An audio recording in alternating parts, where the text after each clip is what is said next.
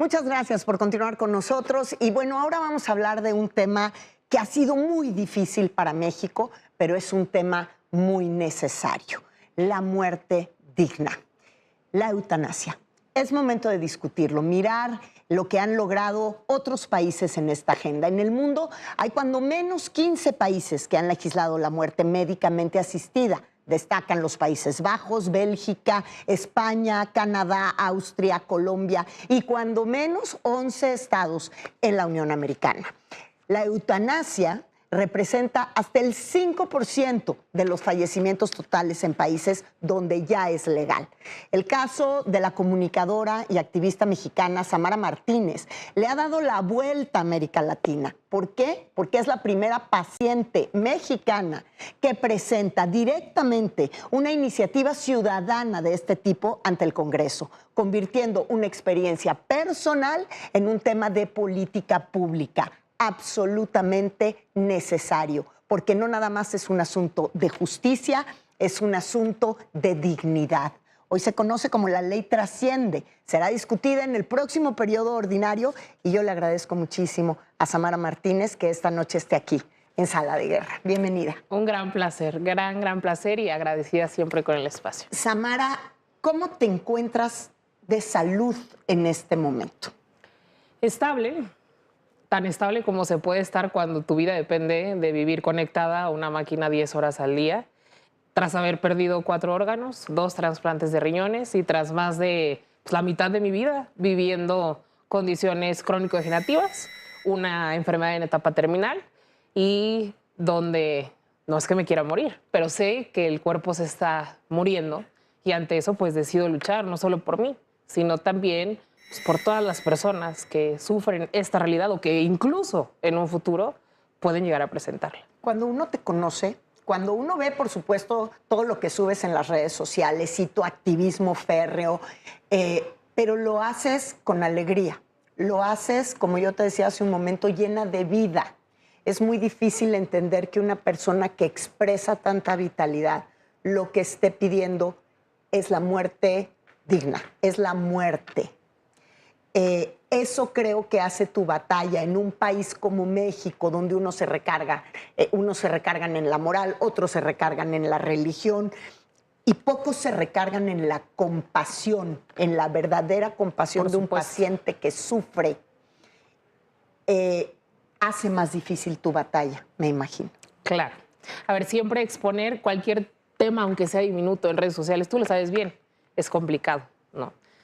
Salir sonriendo, entusiasta, segura de una lucha, obviamente, que ha dado la vuelta, como bien dices, en toda América Latina, sino es que llegando incluso a otras partes del mundo, hace que se vuelva complicado porque estamos tan acostumbrados a vernos como víctimas, a decir que los pacientes somos diagnósticos cuando no. Amo vivir, disfruto la vida, pero tristemente, por condiciones del destino, del universo, de Dios, ahora sí que lo que cada uno de las personas que nos ven crean, me tocó habitar un cuerpo enfermo. Y ante eso, ¿qué es lo único que todos tenemos seguro? La muerte. ¿Por qué me voy a agachar y me voy a rendir cuando pues esa es la batalla de mi vida? Puedo no haber escogido enfermarme, muchas cosas que ha causado la enfermedad, pero creo tener la capacidad de llevar el tema a la agenda política pública de nuestro país para hacer un cambio no solo por mi dignidad, sino por amor al prójimo. Y es ahí donde se encuentra el verdadero valor de la vida.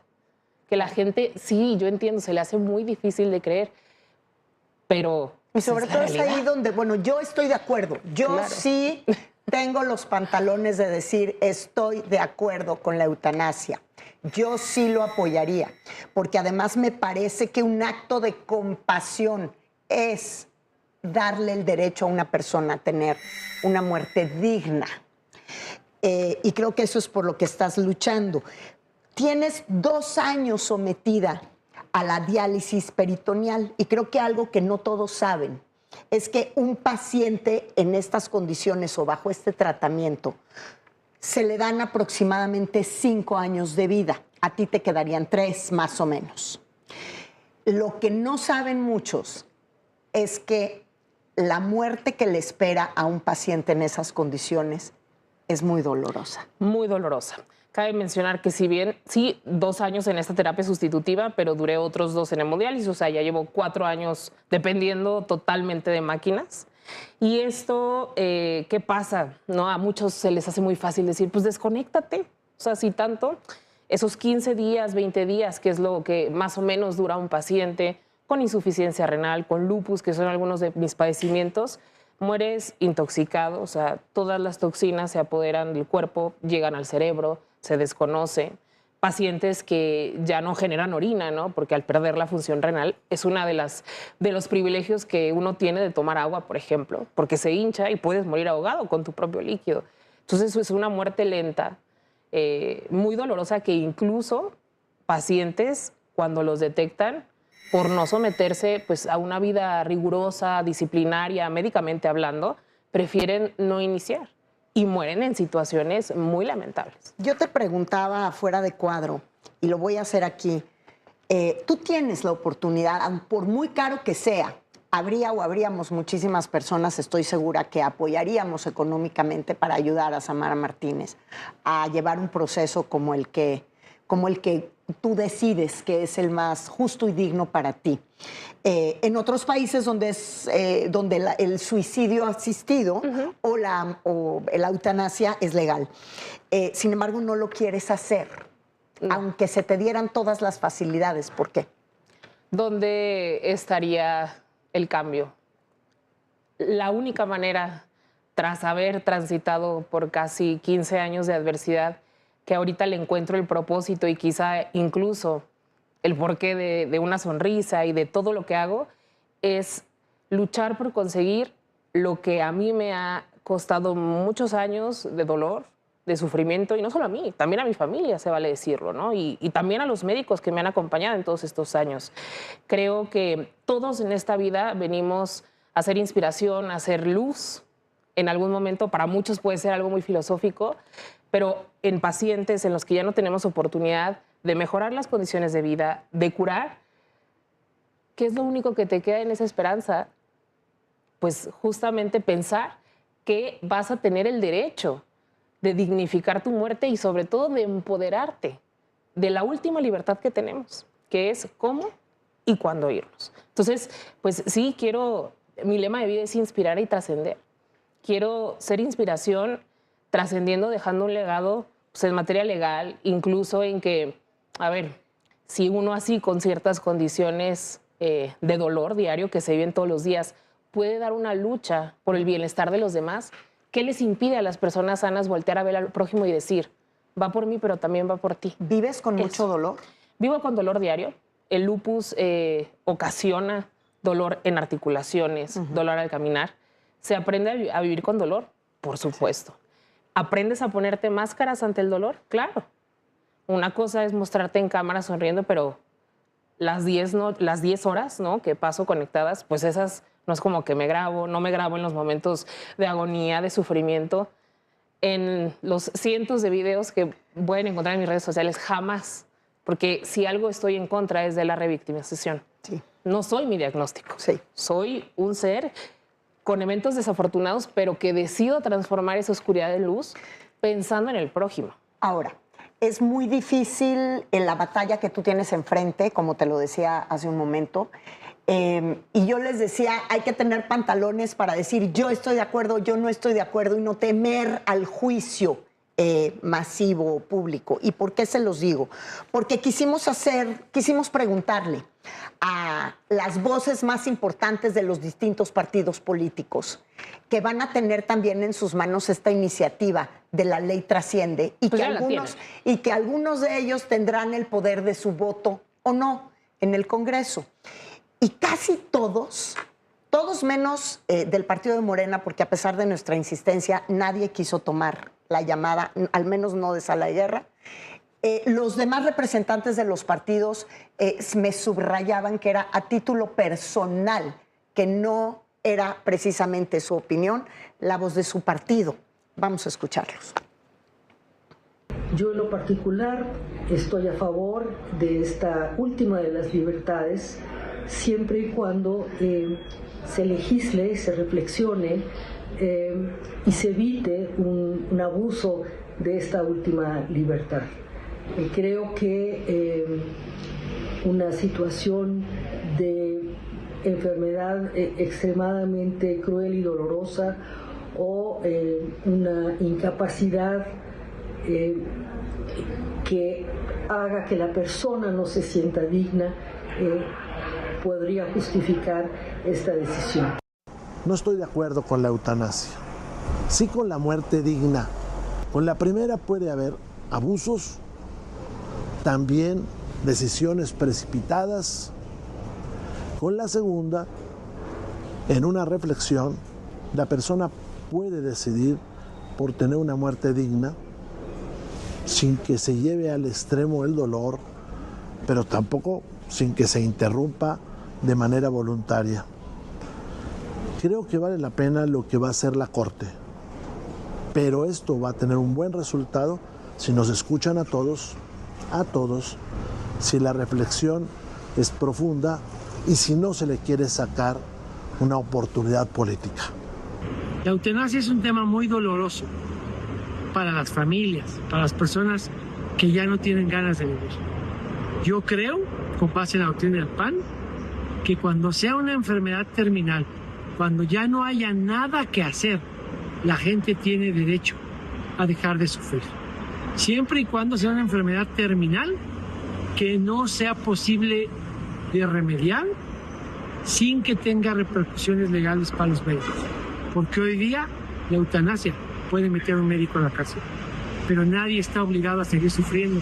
Porque el Movimiento Ciudadano y la Bancada Naranja estamos convencidos que las personas deben poder decidir sobre su propio cuerpo y sobre su propia vida. Por eso hemos impulsado leyes como la Ley Trasciende y un paquete de medidas que proponen reformar la Ley General de Salud, el Código Penal Federal y el artículo 4 de la Constitución para que las personas puedan decidir sobre sus tratamientos y sobre el fin de su vida. Porque creemos que las personas tienen el derecho fundamental a una vida digna y también a una muerte digna.